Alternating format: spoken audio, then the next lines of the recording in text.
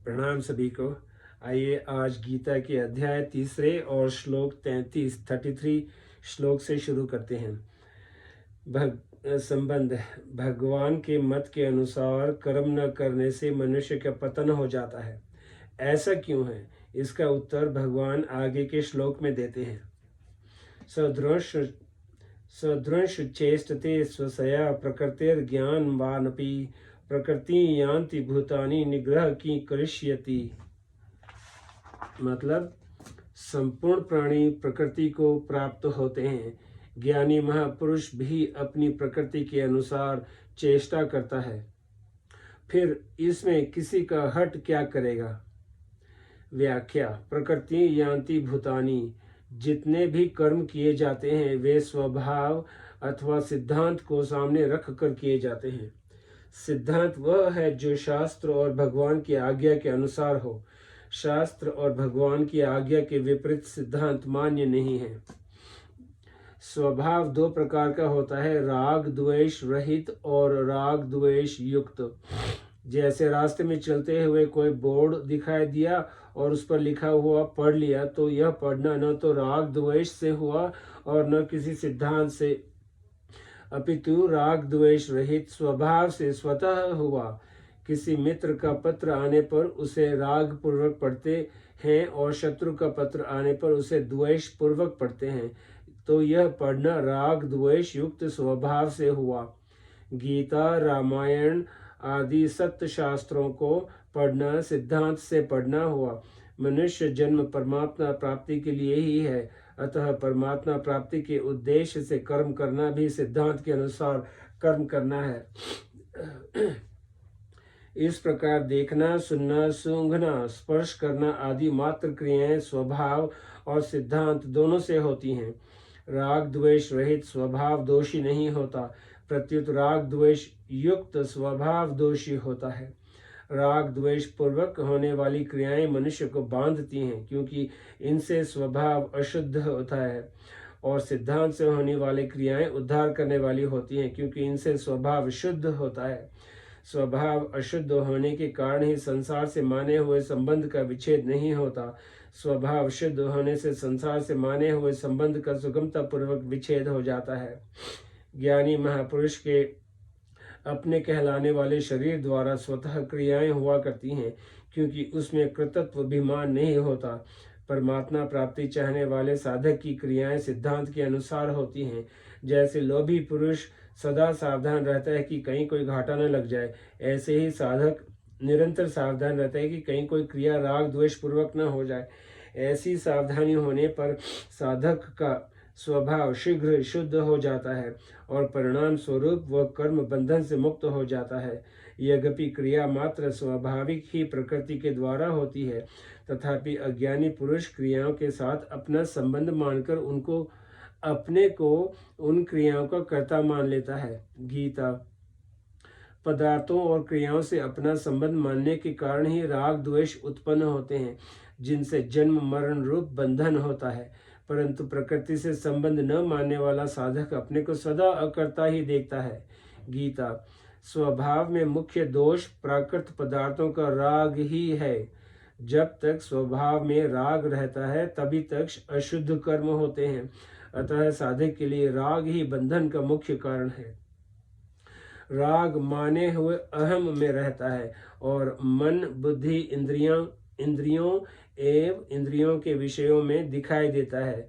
अहम दो प्रकार का होता है, एक चेतन द्वारा जड़ के साथ माने हुए संबंध से होने वाला तादात्म्य रूप अहम, और दूसरा जड़ प्रकृति का धातु रूप अहम, महाभूतान्य अहंकार। गीता। जब प्रकृति धातु रूप अहम में कोई दोष नहीं है, जब प्रकृति के धातु रूप अहम में कोई दोष नहीं है, क्योंकि यह अहम मन, बुद्धि, इंद्रियों आदि की तरह एक कण ही है, इसीलिए संपूर्ण दोष माने हुए अहम में ही है। ज्ञानी महापुरुष में तादात्म्य रूप अहम का सर्वथा अभाव होता है, अतः उसके कहलाने वाले शरीर के द्वारा होने वाली समस्त क्रियाएं प्रकृति के धातु रूप अहम से ही होती है। वास्तव में समस्त प्राणियों की सब क्रियाएं इस धातु रूप अहम से ही होती हैं, परंतु जड़ शरीर को मैं और मेरा मानने वाला अज्ञानी पुरुष उन क्रियाओं को अपनी तथा अपने लिए मान लेता है और बंध जाता है, कारण कि क्रियाओं को अपनी और अपने लिए मानने से ही राग उत्पन्न होता है। शरीर के बढ़ने बदलने आदि क्रियाओं के समान शरीर निर्वाह की व्यावहारिक क्रियाएं भी स्वाभाविक रूप से होती हैं, परंतु राग द्वेष रहने से साधारण पुरुषों की तो इन व्यावहारिक क्रियाओं में लिप्तता रहती है, पर राग द्वेष न रहने से ज्ञानी महापुरुष की लिप्तता नहीं होती। सदृश चेष्टते स्वसया प्रकृतिर्ज्ञानवानपि, यद्यपि अंतकरण में राग द्वेष न रहने से ज्ञानी महापुरुष की प्रकृति निर्दोष होती है और वह प्रकृति के वशीभूत नहीं होता, तथापि वह चेष्टा तो अपनी प्रकृति मतलब स्वभाव के अनुसार ही करता है। जैसे कोई ज्ञानी महापुरुष अंग्रेजी भाषा नहीं जानता और उससे अंग्रेजी बोलने के लिए कहा जाए तो वो बोल नहीं सकेगा, वह जिस भाषा को जानता है उसी भाषा में बोलेगा। भगवान भी अपनी प्रकृति मतलब स्वभाव को वश में करके जिस योनि में अवतार लेते हैं उसी योनि के स्वभाव के अनुसार चेष्टा करते हैं। जैसे भगवान राम या कृष्ण रूप से मनुष्य योनि में अवतार लेते हैं तथा मत्स्य कच्छप वराह आदि योनियों में अवतार लेते हैं, तो वहाँ उस योनि के अनुसार ही चेष्टा करते हैं। तात्पर्य यह है कि भगवान के अवतारी शरीर में भी वर्ण योनि के अनुसार स्वभाव की भिन्नता रहती है, पर परवशता नहीं रहती। इसी तरह जिन महापुरुषों का प्रकृति मतलब जड़ता से संबंध विच्छेद हो गया है, उनमें स्वभाव की भिन्नता तो रहती है पर परवशता नहीं रहती, परंतु जिन मनुष्यों का प्रकृति से संबंध विच्छेद नहीं हुआ है उनमें स्वभाव की भिन्नता और परवशता दोनों रहती हैं।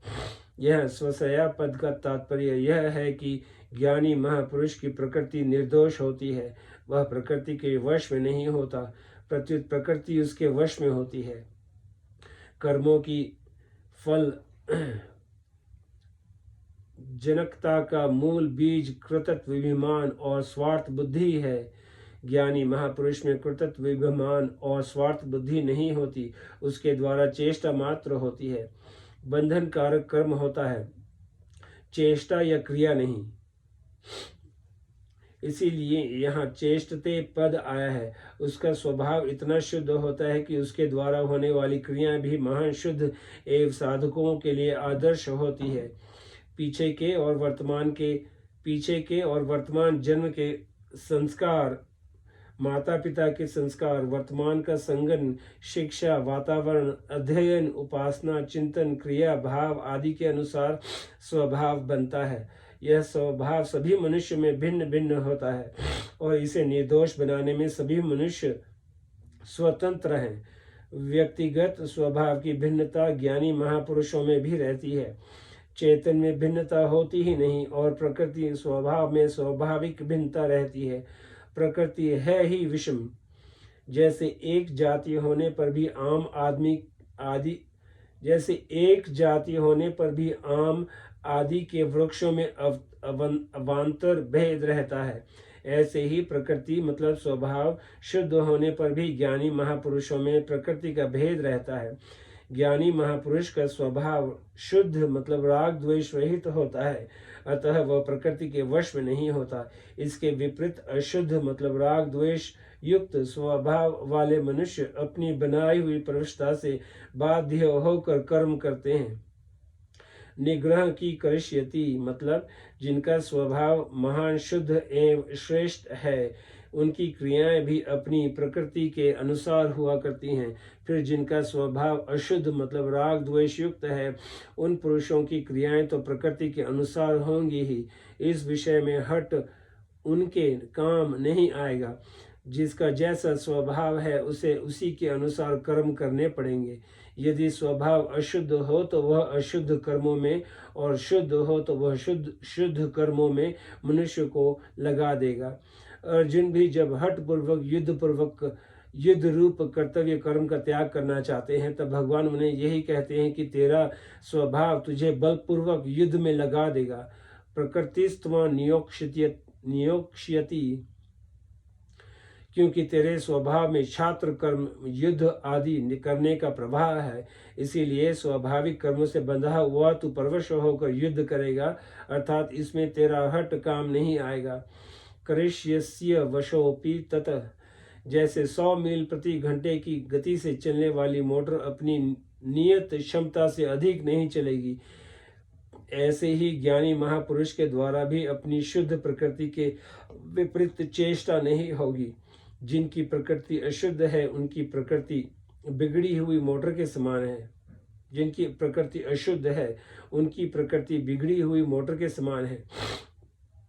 बिगड़ी हुई मोटर को सुधारने के दो मुख्य उपाय हैं, मोटर को खुद ठीक करना और दूसरा मोटर को कारखाने में पहुंचा देना। इसी प्रकार अशुद्ध प्रकृति को सुधारने के भी दो मुख्य उपाय हैं, राग द्वेष से रहित होकर कर्म करना, गीता, और भगवान के शरण में चले जाना, गीता। यदि मोटर ठीक चलती है तो हम मोटर के वश में नहीं हैं, यदि मोटर बिगड़ी हुई है तो हम मोटर के वश में हैं।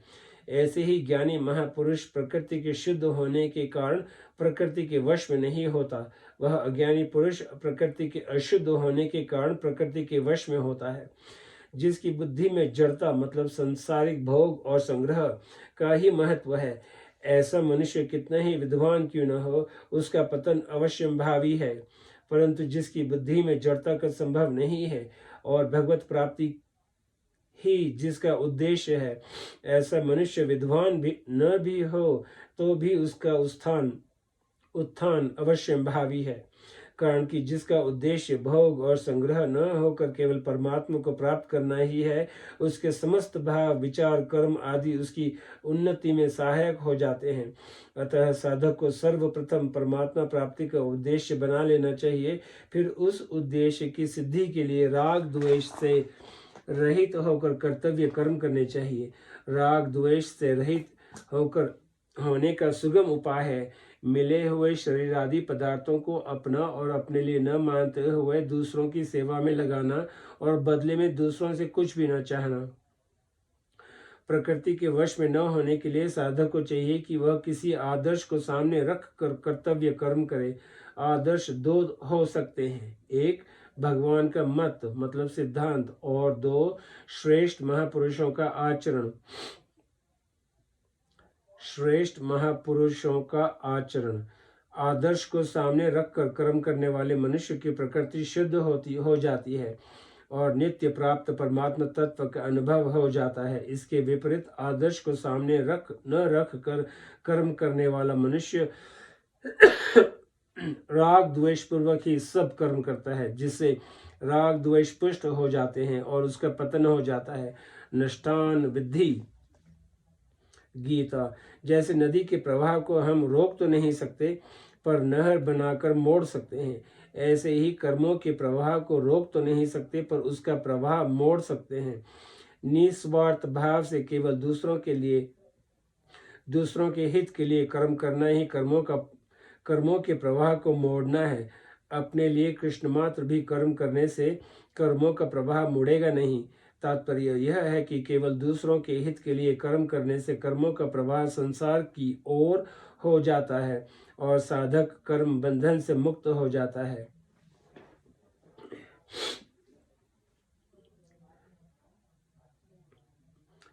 ये श्लोक 33 था। अब श्लोक 34। संबंध। प्रत्येक मनुष्य का अपनी प्रकृति को साथ लेकर ही जन्म होता है, अतः उसे अपनी प्रकृति के अनुसार कर्म करने ही पड़ते हैं। इसलिए अब भगवान आगे के श्लोक में प्रकृति को शुद्ध करने का उपाय बताते हैं।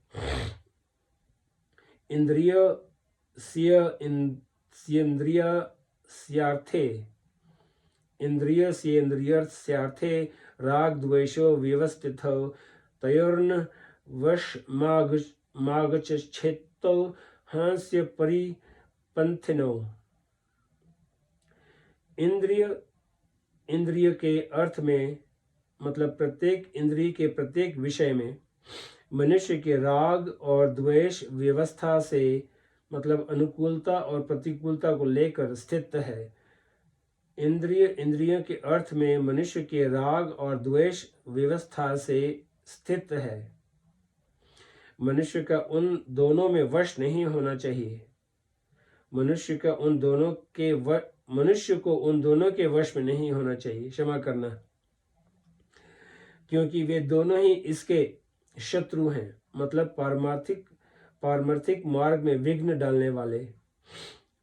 व्याख्या: इंद्रियस्य इंद्रियस्यार्थे से लेके राग द्वेषो व्यवस्थितो। प्रत्येक इंद्रिय का प्रत्येक विषय में राग द्वेष को अलग अलग स्थित बताने के लिए यहाँ इंद्रियस्य पद 2 बार प्रयुक्त हुआ है। तात्पर्य यह है कि प्रत्येक इंद्रिय मतलब श्रोत्र, त्वचा, नेत्र, रसना और घ्राण, प्रत्येक इंद्रिय के प्रत्येक विषय शब्द, स्पर्श, रूप, रस और गंध में अनुकूलता और प्रतिकूलता की मान्यता से मनुष्य के राग द्वेष स्थित रहते हैं। इंद्रिय के विषय में अनुकूलता का भाव होने पर मनुष्य का उस विषय में राग हो जाता है और प्रतिकूलता का भाव होने पर उस विषय में द्वेष हो जाता है। वास्तव में देखा जाए तो राग द्वेष इंद्रियों के विषय में नहीं रहते। यदि विषयों में राग द्वेष स्थित होते तो एक ही विषय सभी को समान रूप से प्रिय अथवा अप्रिय लगता, सही है, परंतु ऐसा होता नहीं।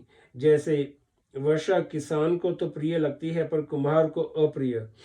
एक मनुष्य को भी कोई विषय सदा प्रिय या अप्रिय नहीं लगता। जैसे ठंडी हवा गर्मी में अच्छी लगती है पर सर्दी में बुरी, इसी प्रकार सब विषय अपने अनुकूलता या प्रतिकूलता के भाव से ही प्रिय अथवा अप्रिय लगते हैं। अर्थात मनुष्य विषयों में अपना अनुकूल या प्रतिकूल भाव करके उनको अच्छा या बुरा मानकर राग द्वेष कर लेता है। इसीलिए भगवान ने राग द्वेष को प्रत्येक इंद्रिय के प्रत्येक विषय में स्थित बताया है। वास्तव में राग द्वेष माने हुए अहम मतलब मैंपन में रहते हैं। भगवान ने रसवर्ज रसोप्यस्य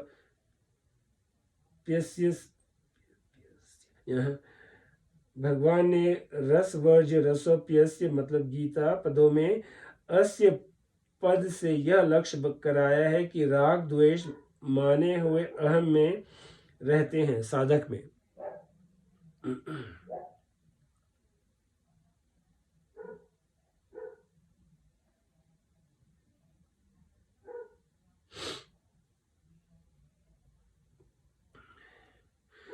शरीर से माना हुआ संबंध ही अहम कहलाता है।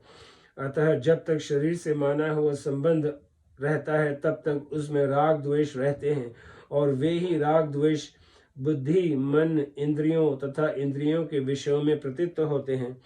इसी अध्याय के 37वें से 43वें श्लोक तक भगवान ने इन्हीं राग द्वेष को काम और क्रोध के नाम से कहा है।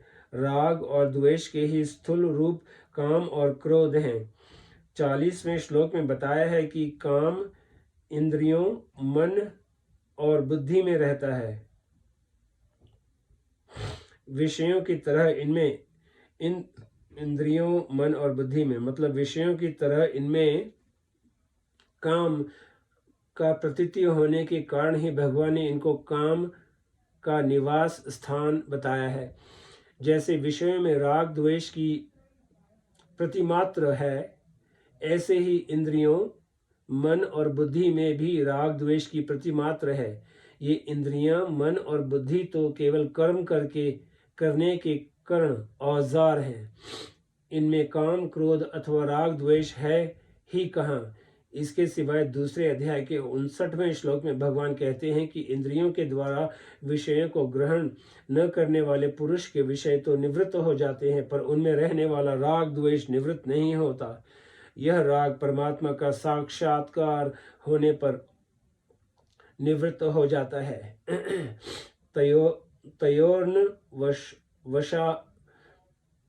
तयोर्न वशमागच्छेत्। इन पदों से भगवान साधक को आश्वासन देते हैं कि राग द्वेष की वृत्ति उत्पन्न होने पर उसे साधन और साध्य से कभी निराश नहीं होना चाहिए। अपितु राग द्वेष की वृत्ति के वशीभूत होकर उसे किसी कार्य में प्रवृत्त अथवा निवृत्त नहीं होना चाहिए। कर्मों में प्रवृत्ति या निवृत्ति शास्त्र के अनुसार ही होनी चाहिए। गीता। यदि राग द्वेष को लेकर ही साधक की कर्मों में प्रवृत्ति या निवृत्ति होती है तो इसका तात्पर्य यह होता है कि साधक राग द्वेष के वश में हो गया है। राग पूर्वक प्रवृत्ति या निवृत्ति होने से राग पुष्ट होता है और द्वेष पूर्वक प्रवृत्ति या निवृत्ति होने से द्वेष पुष्ट होता है। इस प्रकार राग द्वेष पुष्ट होने के फल स्वरूप पतन ही होता है। जब साधक संसार का कार्य छोड़कर भजन में लगता है तब संसार की अनेक इच्छाएं जब साधक संसार का कार्य छोड़कर भजन में लगता है तब संसार की अनेक अच्छी और बुरी स्फुरणाएं उत्पन्न होने लगती हैं जिनसे वह घबरा जाता है। यहाँ भगवान साधक को मानो आश्वासन देते हैं कि उसे इन स्फुरणाओं से घबराना नहीं चाहिए। इन स्फुरणाओं की वास्तव में सत्ता ही नहीं है क्योंकि ये उत्पन्न होती हैं और यह सिद्धांत है कि उत्पन्न होने वाली वस्तु नष्ट होने वाली है। अतः विचार पूर्वक देखा जाए तो स्फुरणाएं आ नहीं रही हैं प्रत्युत जा रही हैं।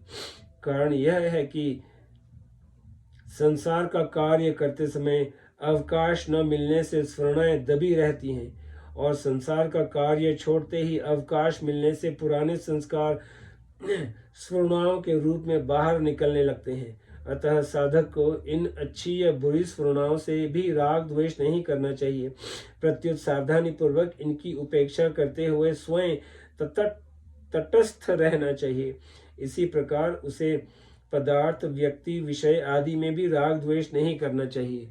राग द्वेष पर विजय पाने के उपाय। राग द्वेष के वशीभूत होकर कर्म करने से राग द्वेष पुष्ट मतलब प्रबल होते हैं और अशुद्ध प्रकृति मतलब स्वभाव का रूप धारण कर लेते हैं। प्रकृति के अशुद्ध होने पर प्रकृति की अधीनता रहती है। ऐसी अशुद्ध प्रकृति के अधीनता से होने वाले कर्म मनुष्य को बांधते हैं। अतः राग द्वेष के वश में होकर कोई प्रवृत्ति या निवृत्ति नहीं होनी चाहिए। यह उपाय यहाँ बताया गया। इससे पहले भगवान कह चुके हैं कि जो मेरे मत का अनुसरण करता है वह कर्म बंधन से छूट जाता है। गीता। इसीलिए राग द्वेष की निवृत्ति के वश में न होकर भगवान के मत के अनुसार कर्म करने से राग द्वेष सुगमता पूर्वक मिट जाते हैं। तात्पर्य यह है कि साधक संपूर्ण कर्मों को और अपने को भी भली भांति भगवत दर्पण कर देता है और ऐसा मान लेता है कि कर्म मेरे लिए नहीं है, प्रत्युत भगवान के लिए ही है। जिनसे कर्म होते हैं वे शरीर, इंद्रियां, मन, बुद्धि आदि भी भगवान के ही हैं और मैं भी भगवान का ही हूँ। फिर निष्काम, निर्मम और निसंताप होकर कर्तव्य कर्म करने से राग द्वेष मिट जाते हैं। इस प्रकार भगवान के मत अर्थात सिद्धांत को सामने रखकर ही किसी कार्य में प्रवृत्त या निवृत्त होना चाहिए। संपूर्ण सृष्टि प्रकृति का कार्य है। संपूर्ण सृष्टि प्रकृति का कार्य है और शरीर सृष्टि का एक अंश है। जब तक शरीर के प्रति ममता रहती है तभी तक राग द्वेष होते हैं, अर्थात मनुष्य रुचि या अरुचि पूर्वक वस्तुओं का ग्रहण और त्याग करता है। यह रुचि अरुचि ही राग द्वेष का सूक्ष्म रूप है। राग द्वेष पूर्वक प्रवृत्ति या निवृत्ति होने से राग द्वेष पुष्ट होते हैं, परंतु शास्त्र को सामने रखकर किसी भी कर्म में प्रवृत्त या निवृत्त होने से राग द्वेष मिट जाते हैं। कारण कि शास्त्र के अनुसार चलने से अपनी रुचि या अरुचि की मुख्यता नहीं रहती। यदि कोई मनुष्य शास्त्र को नहीं चाहता तो उसके लिए महर्षि वेदव्यास जी के वचन हैं। श्रूयन्त धर्म सर्वस्व श्रुत्वा चैवावधारयताम आत्मन प्रतिकूलानि परेशान न समाचरेत पंच पुराण सृष्टि। इसका मतलब है, हे मनुष्यों, तुम लोग धर्म को सार सुनो और सुनकर धारण करो कि जो हम अपने लिए नहीं चाहते उसको दूसरों के प्रति न करें। जीवन मुक्त महापुरुष भी शास्त्र मर्यादा को ही आदर देते हैं।